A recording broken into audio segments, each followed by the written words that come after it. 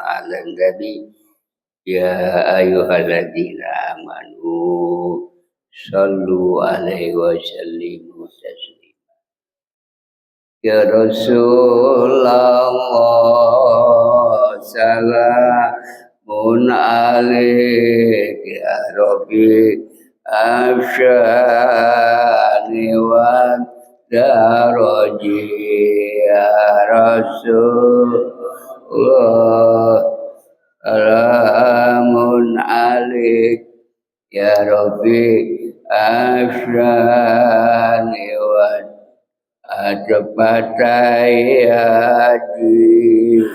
Rotal alami ya uhailal jud wal karami ya Rasulullah salamun alaik ya Rabbi asyari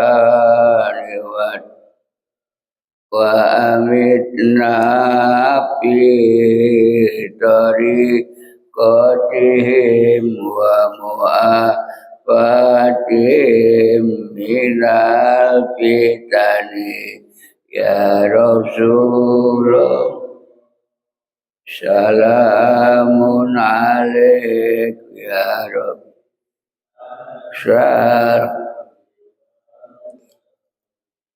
Allahumma sholli wa sallim wa barik alaihi.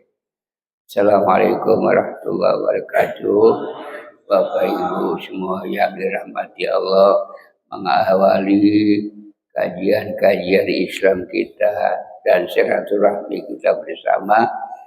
Kita mudah-mudahan mohon kepada Allah agar selalu diberi sehat, jauh penyakit, jauh bala, jauh fitnah, jauh dari segala cobaan yang berat dalam kehidupan kita sehari-hari.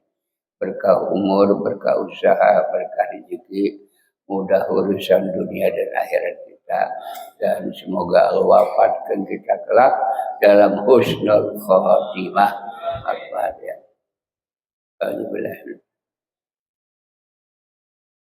Ya Allah. Khairil ma'lum.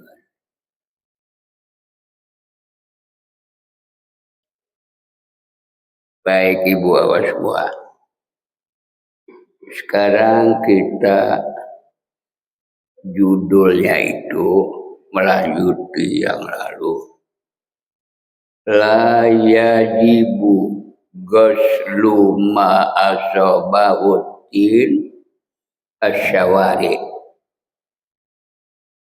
Tidak wajib membersihkan atau menyuci atau membasuh ya bila kita terkena cairan tanah di jalan raya, baik itu lagi hujan terus kita kecepretan mobil kena baju kita, itu pertanyaannya apa dicuci baju kita apa tidak itu.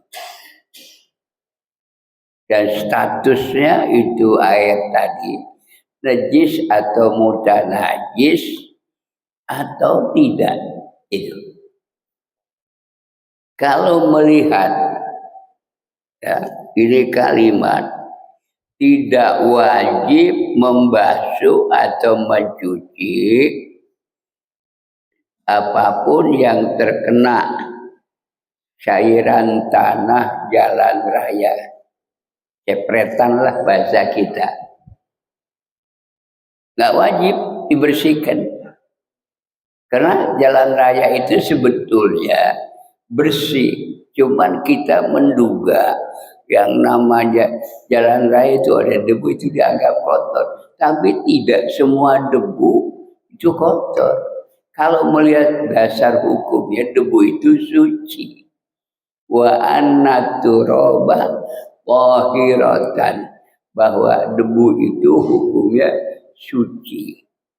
Jadi kalau kena kecepretan ada kandungan air hujan, kena baju nggak usah, nggak wajib dicuci.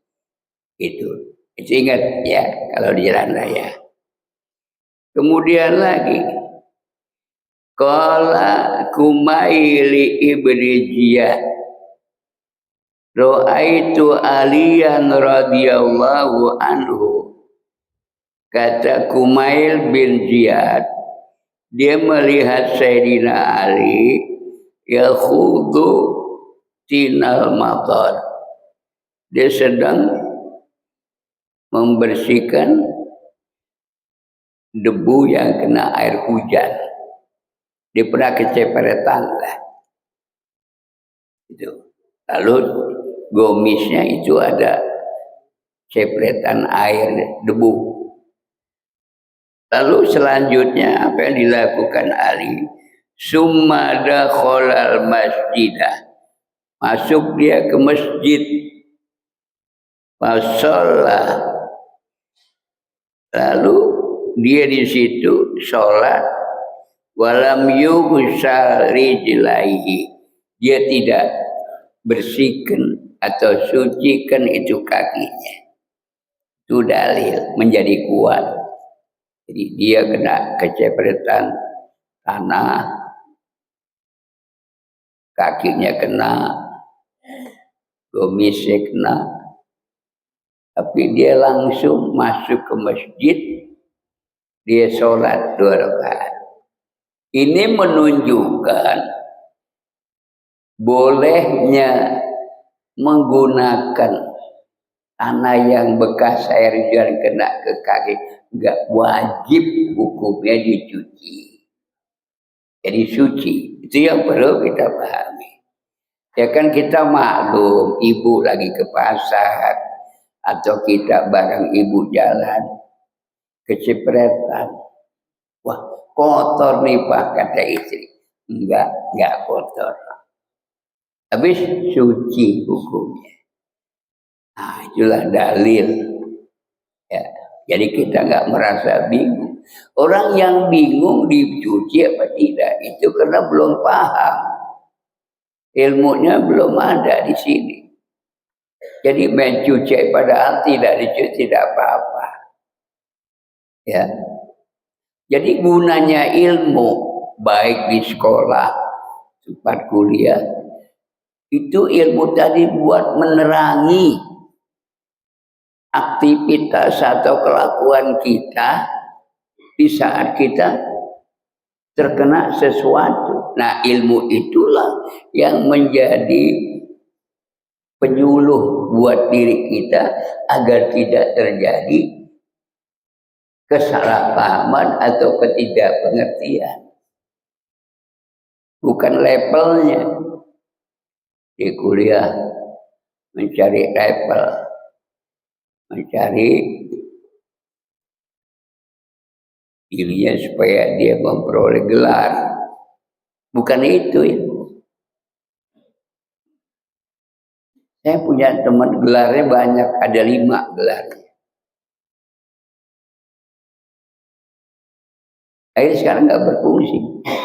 Gelar tadi. Kenapa? Masih muda, umur 40 meninggal. Gelarnya 5. Ya. Dia orang pajak, orang perpajakan. Sekarang nggak berfungsi. Padahal biaya pendidikan 5 gelar itu, udah bisa 1 M lebih. Itu yang terjadi. Jadi ilmu itu yang kita cari buat menyuluhi diri kita, hati kita di saat kita belum tahu, belum mengerti. Itulah ilmu, fungsinya seperti itu. Bukan untuk mendapatkan gelar. Kalau di kita kan orang yang dapat gelar itu kan orang berpendidikan. Lalu bisa dimudahkan dia bekerja, ngelamar. Karena modalnya pendidikan.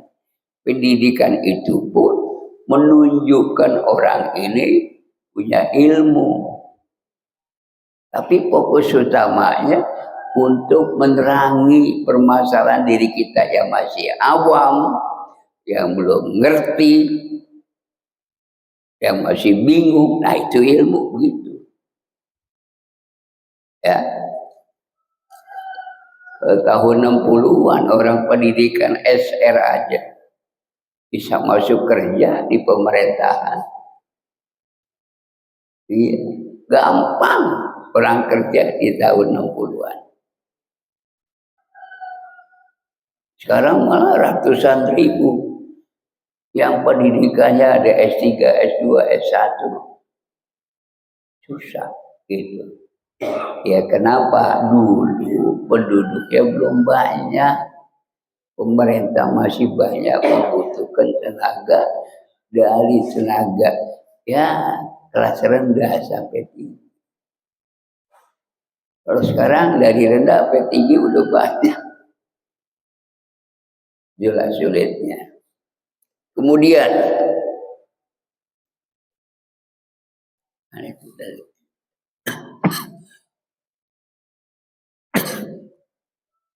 summa dakhalal masjid, lalu Ali masuk ke masjid. Fasolah, lalu dia sholat. Walam yaksil, walam yuksal rijlai, dia tidak cuci kakinya. Sahabat Nabi, ponakan Nabi, misalnya. Itu menjadi dalil hukum sampai sekarang.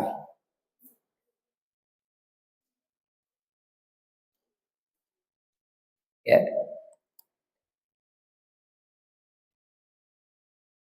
Kemudian lagi, idzan sarafa rajulu min sholati, apabila seorang lagi sholat udah selesai, udah berpaling dah, selesai. Faro'a ala saubihi, lalu dia melihat di pakaiannya, au badanihi, atau di tubuhnya, di pakaian atau di tubuh tangan, kaki. Apa yang dia lihat? Najasatan. Dia ngelihat ada najis. Wah, di gomisnya ada najis. Atau di kakinya. Ya, dia udah sholat. Udah sholat. Lalu lam yakun aliman biha. Dia belum tahu itu ada najis. Dan dia belum tahu itu najis apa bukan. Itu. Au kana ya'lamuha, atau dia tahu itu najis. Tapi udah sholat. Kemudian walakinnahu nasiyah, tapi dia lupa membersihkannya. Tapi udah sholat. Aulam yansah, atau tidak lupa. Dia tahu, tapi dia sholat udah selesai. Walakin ajaza al-izalah, tapi agak sulit menghilangkannya. Itu perlu basuh perlu gosokan sabun apa-apa. Seperti cat bisa. Cat kan nggak najis. Tapi dia menutupi bagian anggota wudhu. Fasolah, maka sholat orang itu sahihah, benar. Artinya sah sholatnya. Gitu ya. Udah sholat, dia baru ngelihat. Sholatnya dia sah, tapi dia nggak tahu. Udah sholat, baru dia ngerti, oh jangan-jangan najis. Udah sah. Itu. Karena tadi nggak ngelihat, atau dia lupa, atau dia nggak tahu. Jadi sesuatu yang tidak tahu hukumnya boleh. Sama juga orang puasa, dia tidak tahu diri lagi puasa, lupa, dia makan, udah kenyang, baru ingat, astagfirullahaladzim, gua lagi puasa ya. Tapi udah masuk sepiring. Nah, udah masuk sepiring. Kan kalau orang batal enggak? Enggak. Itu artinya Allah sudah memberi makan. Allah yang ngasih makan. Jadi orang lupa, enggak tahu dia makan, itu Allah yang ngasih makan. Kalau orang lupa, dia melakukan sholat, dia enggak tahu itu najis, lupa, berarti Allah telah membenarkan. Itu sama dengan hukum tadi, masalah puasa dia lupa. Ya, boleh. Wa ila i'adatun alaihi. Kalau memang ragu, ya ulang aja deh. Ya ulang, nggak apa-apa ngulang, karena ragu. Karena keraguan itu jangan ada di hati kita dalam ibadah. Nggak boleh ada. Karena kalau ada keraguan, itu menunjukkan kurang absah, kurang benar. Jadi jangan tinggalkan. Da ma yuri buka ila ma la yuri buka, kata Rasul. Jauhkan, hindarkan keraguan dan datangkan yang tidak ragu. Nah, itu ragu nggak boleh. Udah berapa rakaat nih? 2 atau 3? Kan ragu. Ambil yang terendah 2 rakaat itu. Jangan diburu-buru. 2 atau 3? 3 aja deh. Nah, dia menyalahi hukum. Itu. Jadi ambil yang rendah 2. Saya udah wudu belum ya? Ambil yang yakin. Kalau yakin udah, ya udah. Hindari itu keraguan. Kalau memang yakin kayaknya belum, ya wudu lagi. Jadi hati yang berisi ilmu itu bisa menentukan ibadah kita diterima atau tidak, benar atau tidak. Itu ilmu yang ada di hati. Jadi kalau orang ibadah tidak ada ilmunya, khawatir ditolak. Mau dikata benar, enggak ada ilmu. Mau dikata salah, dia lupa karena enggak ada pengetahuan. Nah, inilah yang dituntut sama Allah Ta'ala, hukumnya, hukum syar'i, bahwa dia enggak belajar. Kita mah Bapak Ibu beruntung cara belajar iman, fikih, duduk ngedeprok. Enak kan, santai, apalagi ada kopinya. Wah, ilah. Iya. Duduk dengerin Bapak Ibu, ada kopi, ada kue cucur. Kalau zaman saya nggak ada begitu. Dari mulai tahun 59, 60 itu belajar nggak ada. Kalau sekarang ada yang pakai makan habis ngaji, ya enggak?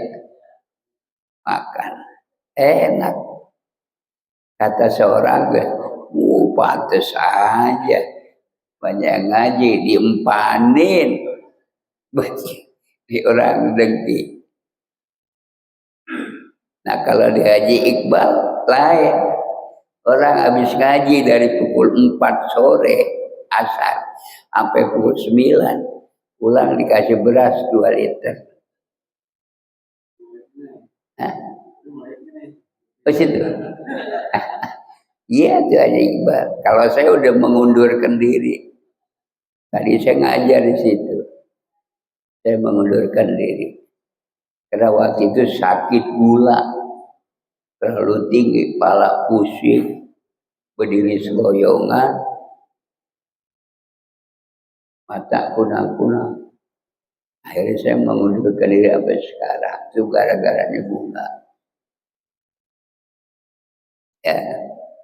Berikutnya,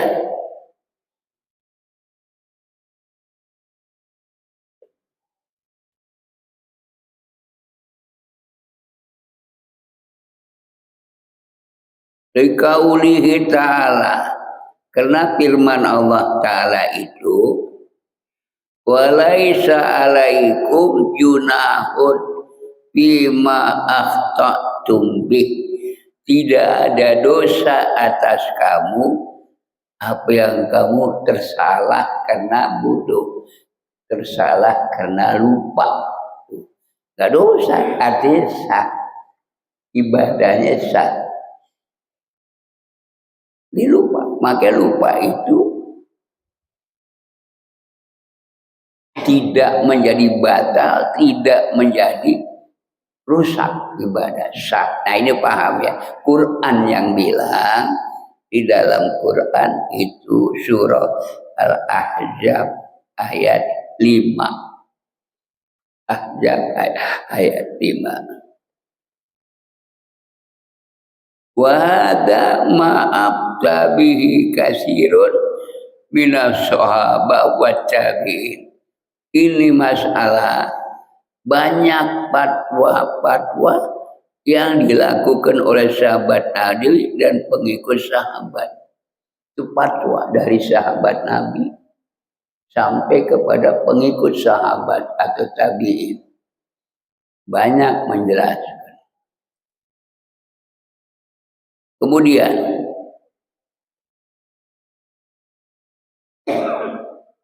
man khafiya alaihi maudi'an najasah, siapa yang khawatir atau takut ada najis di baju,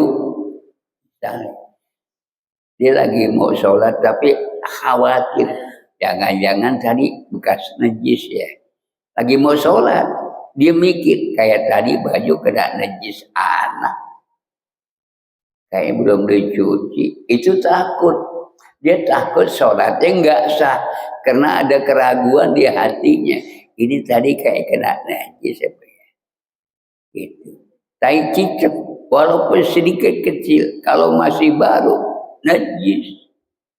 Tapi kalau udah kering, jatuh gelintir, nggak najis. Tapi kalau masih basah, baunya aja nggak enak. Najis itu cicak. Kasih ya.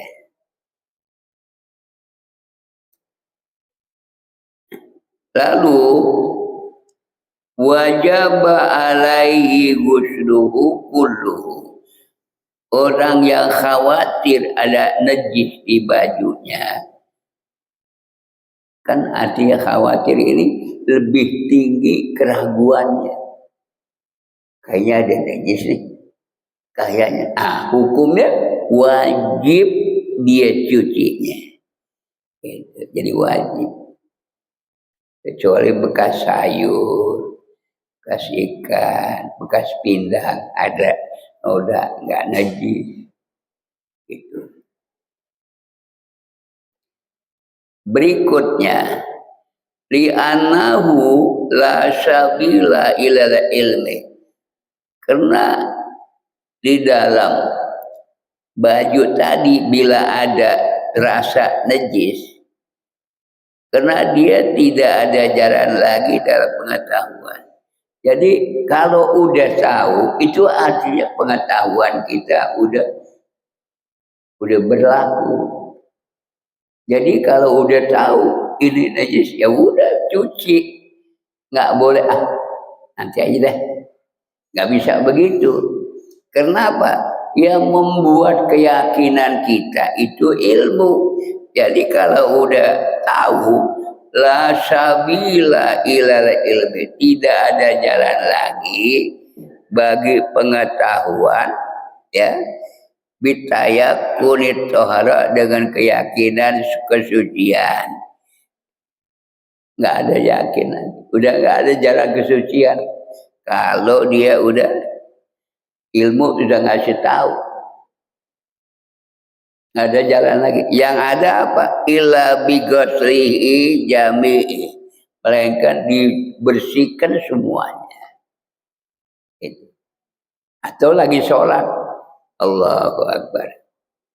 Terus kita begini, menoleh dadanya,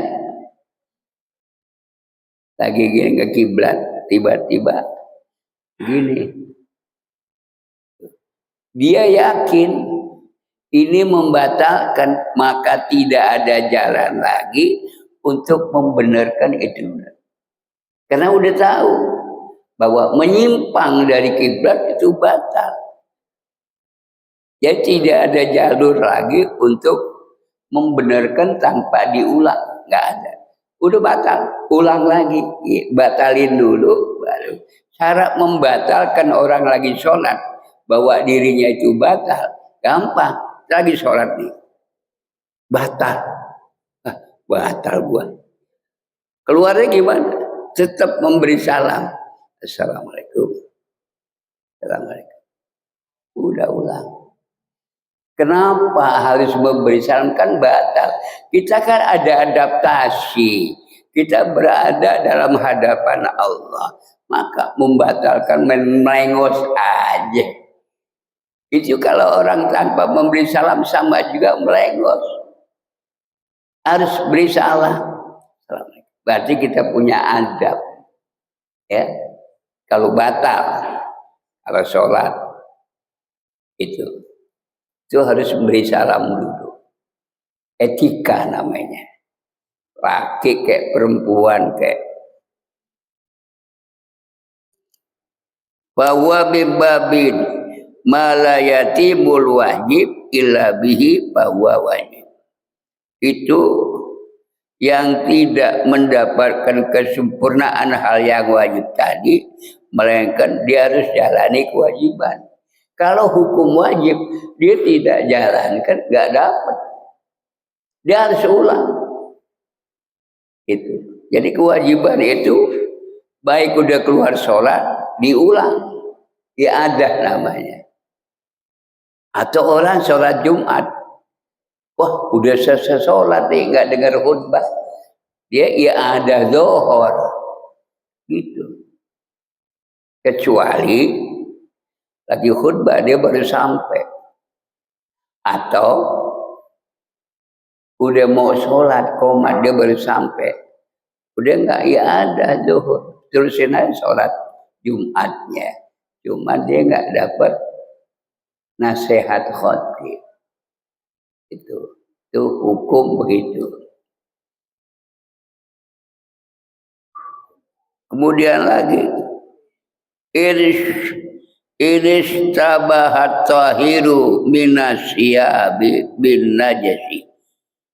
Bila tersamar benda yang suci di baju dengan najis. Minha, dari penyamaran itu najis apa tidak? Ya tahara, dia mesti berpikir. Ini kalau najis di mana dia kenanya? Itu. Kalau bukan najis emang saya nggak merasa kena najis. Nah itu ya tahara namanya. Kan kita bisa mengulang daya pikir yang tadi. Ini tadi saya kena apa ya bisa dikatakan najis? Padahal saya nggak ini. Nah kalau yakin itu nggak ada permainan yang menajiskan, ya sah udah suci. Tapi kalau dia laku, iya, tadi sekian jam yang lalu saya gini, obatin najis, wajib. Ya, kalau wudhu wajib diulang, kalau sholat wajib diulang. Gitu. Jadi ya tahara ini berpikir ulang. Ya, berpikir ulang beberapa jam yang lalu saya kena najis, enggak saya lagi di sini. Nah itu dia tahara. Jadi enggak sembarangan ayah disuci. Enggak, renungin dulu untuk mendapatkan kepastian hukum. Itu. Ya, mendapatkan kepastian hukum. Bayusalli fi wahidin. Lalu dia sholat sendiri. Minha sholatun wahidah. Di antaranya sholat sendiri tadi. Mas'alatil kiblat. Seperti dia lagi sholat, kiblatnya nggak benar. Nih, ibu, bapak hati-hati. Kiblat itu syarat sahnya sholat, bukan rukun. Syarat. Jadi selama kita sholat, kiblat itu nggak boleh berpaling, nggak boleh berpindah, kecuali kita ada barang yang hidup kita ketakutan. Namanya syiddatul khauf. Contoh, lagi sholat nih ngadap kiblat, ular datang, mari takutan, boleh kita lari menghindar. Dalam keadaan sholat lari nggak batal, itu disebut sholat syiddatul khauf, ya. Atau lagi sholat ada kebakaran, kaget dia, kabur, batal sholat? Enggak, langsung nanti sampai tempat aman dia lakukan sholat terus, nggak boleh memberi salam. Itu sampai dia lagi sholat dalam keadaan syiddatul khauf. Jelas tuh ya. Ini yang mesti yang dengar anak-anak remaja, yang mesti dengar, karena dia masih apa, masih awam, belum tahu selak beluknya ini benar apa tidak ibadah gitu. Ya, ada remaja sholat nih rambutnya begitu sujud kena panjang, udah tutupin aja, kayak nggak punya akhlak. Kadang-kadang udah rambutnya panjang,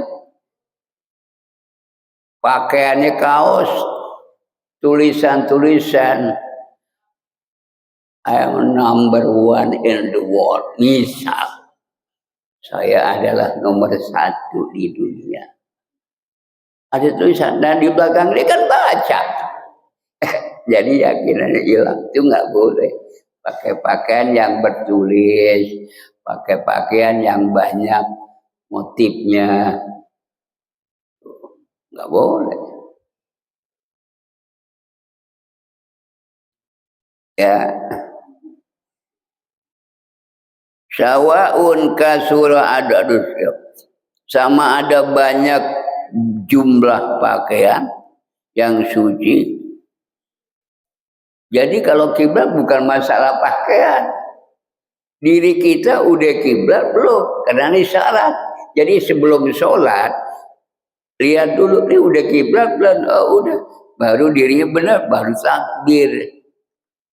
Nggak boleh asal langsung berdiri, Allahu Akbar. Nggak bisa khusyuk, nggak bakal khusyuk.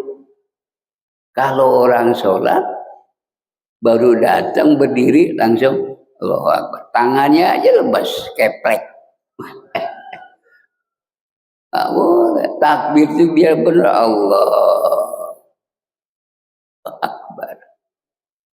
Kalau cuma begini, nggak berdiri benar dulu langsung dia takbir, itu namanya bukan pendidikan formal secara Islam, bukan. Itu asal. Jadi takbir sholatnya asal. Kalau yang melalui pendidikan formal, dari mulai niat sampai berdiri, itu benar. Takbirnya tangannya. Kan tangan itu gerak sunnah hayat. Artinya ada pahala. Bergeraknya tangan, takbir itu ada pahala.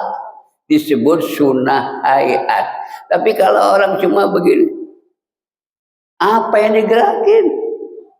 Ini orang banyak yang nggak ngerti karena dia tidak memperoleh pendidikan formal. Kalau yang berpendidikan formal, waktu sholat diajarin di pondok pesantren. Ini anak-anak yang mau diajarin cara berdirinya, ngadep kiblatnya, takbir. Itu diajarin. Jadi benar dia. Siap perlu. Kalau di sini ada anak-anak, latih dulu tata cara sholat, menghadap kiblatnya, gerakan tangannya, takbir gimana, itu dikasih tahu. Pahalanya besar loh kalau orang bisa mendidik anak-anak jadi bagus sholatnya. Nggak usah Anak kita juga kalau memang jadi benar bagus karena ulah didikan kita, pahalanya besar. Kalau punya anak, laki kayak perempuan, yang penting dididik. Ayo nak sholat, caranya begini. Anak kan bakal melu ikutin, pahalanya besar. Ya,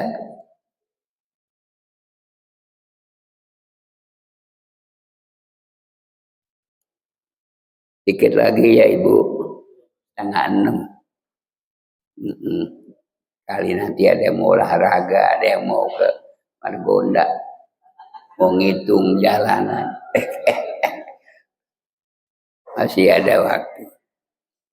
Nah sekarang qadil hajat, buang air besar. Liqadil hajat adabun katalakhusi bimanya.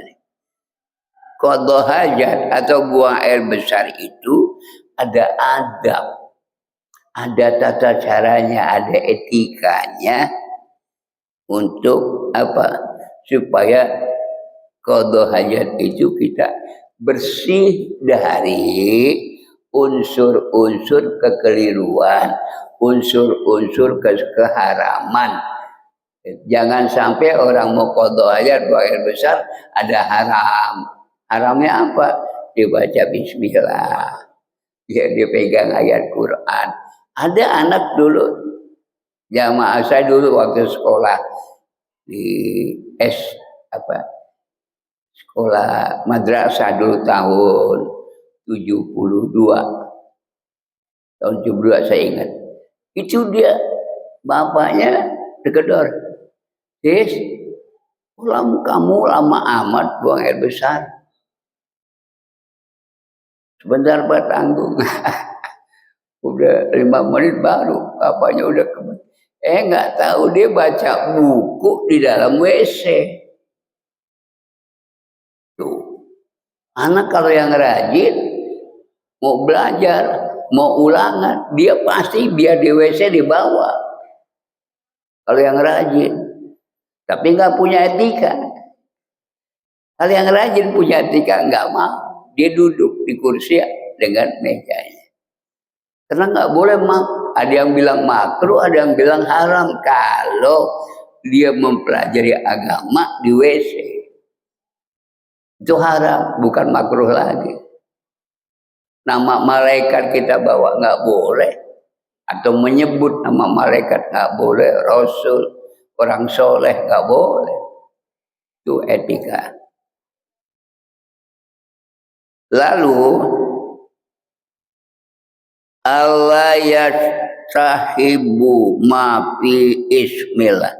Jangan menyertai atau membawa ya nama Allah waktu kita ke WC. Itu. Dia mau buang air besar. Tadi ada undangan belum dibaca. Diambil aja tuh undangan. Dibaca di WC. Kan ada juga yang begitu. Nah di WC dia baca. Itu ada nama Allah, nama Rasul. Ada tulisan Bismillah. Haram. Nggak boleh sembarangan.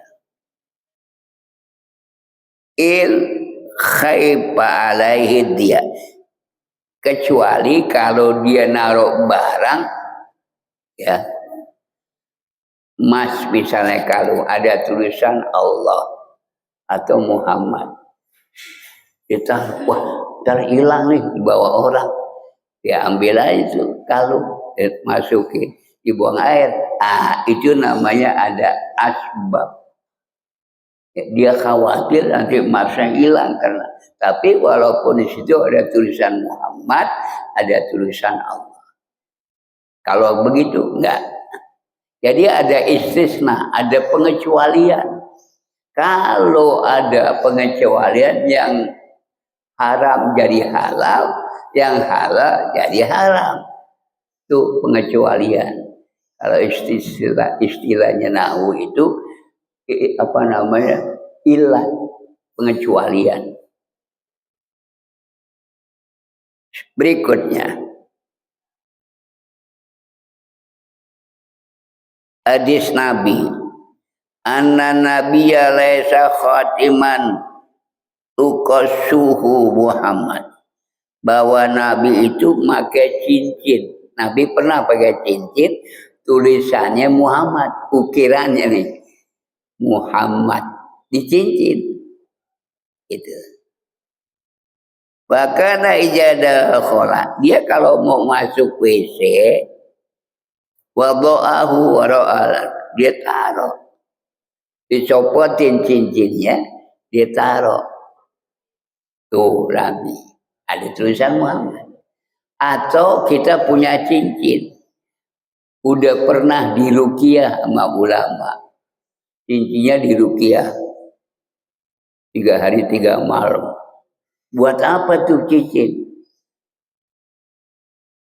Buat orang nih, orang jahat, dihajar ini nggak jatuh, dipegang, celep, out, pada semua dipegang. Ada yang begitu. Nah itu cincin yang udah diruqyah. Kalau dia mau ke WC, copotin. Itu benda-benda yang terpisah dari tubuh kita adalah cincin. Benda-benda pisau. Kecuali wiritan yang kita ruqyah, kalau kita habis sholat wirid kan berarti wirid tadi menyatu dengan darah daging. Sama juga mengruqyah kan. Kalau orang wirid nih baca ayat kursi itu sama dengan mengruqyah dirinya. Lalu dia ke WC, apa perlu dicopotin? Ya mati. Kagak, kalau itu sudah masuk dalam ucapan, udah melekat di hati, udah menyatu dengan darah daging, kita ke WC, nggak haram, asal jangan diulang wiridnya itu di WC, ya nggak boleh diulang. Tapi kalau udah masuk di sini, nggak apa-apa. Itulah perlunya wirid. Perlunya wirid untuk menjaga sesuatu yang kita nggak tahu datangnya. Itu atau untuk menghindar bara bencana atau huru hara yang kita nggak sadar. Ya. Kemudian bahkan ijadah khola, kalau dia masuk WC, wada'ahu, dia taruh cincin. Makanya ada orang tua tuh kalau ke WC dicopotin, ditaruh dulu. Dia takut. Orang kan kalau wirid terus doa itu ditiup tangan, itu cincin kena, cincin ya kena. Iya. Seperti subhanaka la ilaha illa anta ya dzal jalali wal ikram. Udah masuk. Kenapa kalimat itu dibaca? Subhanaka la ilaha illa anta ya dzal. Itu untuk menghadapi musuh yang kita nggak sanggup lawan. Ngadepin musuh kalimat itu. Kalau kita bisa ngenain leher, dia bisa jatuh. Itu kalimat. Subhanaka la ilaha illa anta ya dzal. Kalau untuk membentengi diri, asantu nafsi bil husni alladzi asasuhu la ilaha illallah wa babuhu Muhammad Rasul. Wahidanu salamun kaulam birrobbirrahim wa dairatuhu lahu muakibatun min baini yadayhi wa min khalfiyah min amrillah. Subhanaka la ilaha illa anta. Dibawa masuk ke WC tapi udah jadi wiritan, cincinnya copotin. Kalau yang udah menyatu dengan darah daging nggak perlu, masa bisa dicopotin. Nah, artinya udah aja diem, jangan zikir. Kalau di hati bagi boleh, zikir wiritan di hati nggak ada suara boleh. Yang tidak boleh itu ada suara di WC. Ya.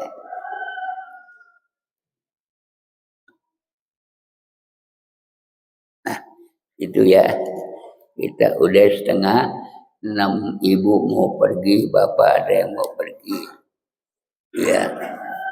Nanti kalau ada umur kita bisa lanjuti al-bu'du wal istitar, jauh ya, jauh dari tempat suci kalau mau buang air atau menutup, dibikin tutupan tempat WC. Kalau dulu kan tahun 70 ke bawah, WC mah ditutup sama daun-daun, ya mau pagar, apa aja kelihatannya kumuh. Sumur juga bambu, solo berarti kerek. Sekarang kan enggak, hebat, diem aja udah muncul saya. Kita diem asal pencet saklar, muncul udah. Nggak susah, dibikin mudah. Makin terampil kita berilmiah, berteknologi, makin terampil hidup kita.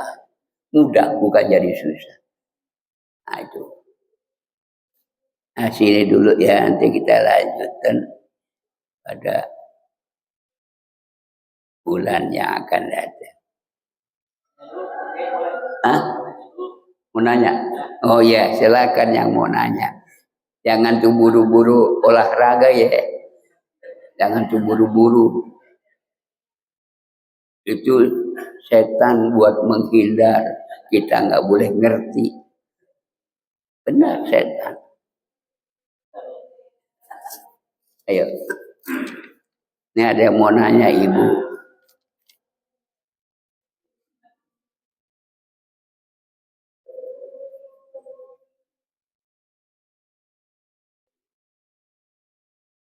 Nah, yang pertama Pak Haji. Ya. Tadi kan barang-barang yang ada tulisan Allah, aman gitu ya. Dan nggak boleh keluar tulisnya. Karena kalau tulisannya di sini nih. Iya. Pikiran. Shadow. Allah gitu. Aman. Itu dia. Yang kedua kalau jima gitu ya. Jima. Jima dengan Hubungan. Nah, terus lupa mandi wajib, terus wudhu aja, terus sholat, kan lupa itu. Iya. Iya, ya. Baik ibu, bapak. Pertama pertanyaannya, kalau kita misalnya ini udah tua cepat lupa.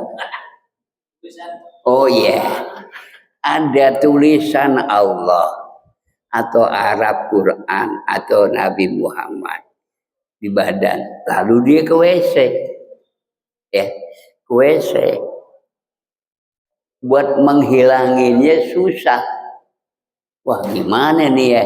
Nah, tutup pakai baju, iya, ya tutup pakai baju, biarin dia buang air pakai baju.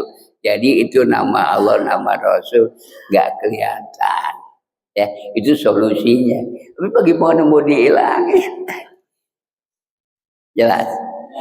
Nah, kali ada nggak yang bertato? Ya, jelek amat orang masih bertato. Itu satu. Boleh ya, kalau badannya susah dihilangin. Karena kalau mau menghilangkan kan itu perlu apa?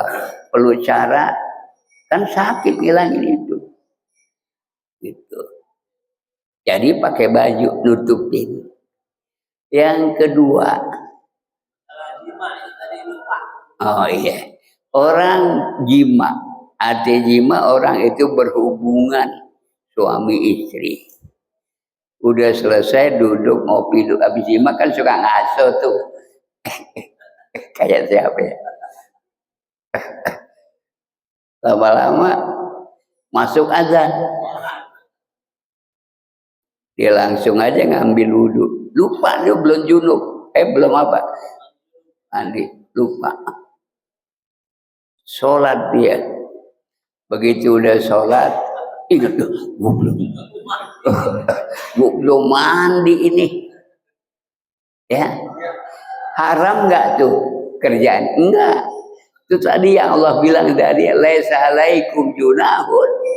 Tidak ada dosa bagi kamu kalau kamu lupa. Nggak dosa. Walaupun lagi sembahyang junub, wudu udah. Wudu tidak bisa mengangkat hadas besar. Tapi kalau hadas besar bisa mengangkat hadas kecil. Itu. Nah sekarang gimana kelanjutannya? Udah selalu ingat. Wajib mandi dulu. Wajib mandi. Boleh berwudu, boleh tidak. Karena hadas besar bisa mengangkat hadas kecil dengan syarat tangan ini tidak menempel di kita punya penis. Jangan kena penis, ya. Jangan kena dubur. Boleh, nggak wudhu lagi. Itu namanya hadas besar bisa mengangkat hadas kecil. Itu. Nah kemudian kalau udah tahu seperti itu, ya ulang mandi dulu. Kita anggap yang tadi kerjaan kita lupa tapi nggak dosa. Dalil tadi itu ulang mandi. Nawaitu rabbal hadasil akbar anjami il badan fardhon lillahi ta'ala. Udah wudu udah mandi, mau wudu dengan syarat tidak menyentuh penis atau tidak menyentuh yang lain, dubur ya. Terus habis begitu wudu, sholat ada, tapi nyebutnya usolli fardhu zuhri arba rakaatin fardhon lillahi ta'ala. Yang tadi udah dianggap nol, udah nggak sah, ya jelas. Tapi nggak pernah kan lupa. Apa iya pada lupa? Iya Pak Ustaz, saya suami istri lupa. Gak mungkin lah. Itu kebanyakan ngopi.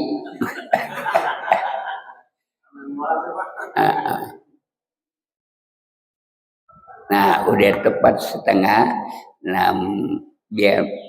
Biar seneng hatinya ya. Biar redo 5:30 selesai. Ini udah cukup, bahasanya luas. Gitu. Bismillahirrahmanirrahim. Alhamdulillahirrahmanirrahim. Allahumma sholli ala sayyidina Muhammadin wa ala alihi. Allahumma ja'al jam'ana hadza jam'an marhuma wa tafarraqana min ba'di tafarruqan ba'd. Waghfir lana ya Allah dzunubana wa li walidayna warhamhuma kama rabbayana. Rabbana atina fid dunya hasanah wa fil akhirati hasanah wa qina azabannar. Wa sallallahu Muhammadin walhamdulillahi rabbil alamin.